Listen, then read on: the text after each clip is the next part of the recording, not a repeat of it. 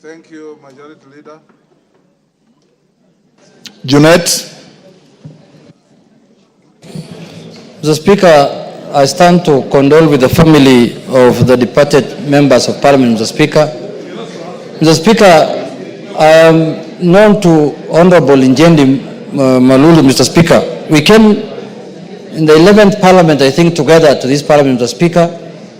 Mr. Speaker, he was a very dedicated servant of the people and somebody who had spent most of his time in his constituency, Mr. Speaker. He was rarely in Nairobi, Mr. Speaker. Any time he had in his hand, Mr. Speaker, the member spent with his constituents, Mr. Speaker. And Mr. Speaker is a man who knew what he was doing. Because, Mr. Speaker, the love Honorable Injendi Malulu had for his constituents, Mr. Speaker, was immeasurable. I remember during the elections, Mr. Speaker, we were campaigning and we had a candidate as a party against him, Mr. Speaker. But when we visited the constituency, we were told categorically that the most popular person in this constituency is Malulu Injendi, Mr. Speaker, as an individual. You know, on whichever party he contests, that is the information we were given on the ground. So, Mr. Speaker, I would like to ask God to stand with his people, Mr. Speaker, at this trying moment. And Honorable Cheptumo, Mr. Speaker, also, we were together with him in this house. He was a very dedicated servant, Mr. Speaker, of the people.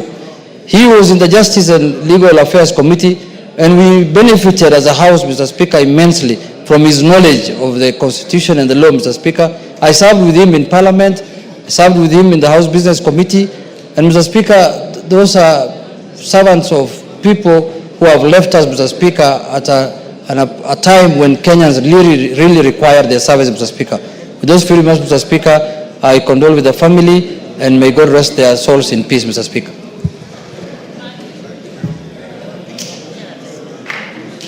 Meli. Thank you, Honorable Speaker. Thank you.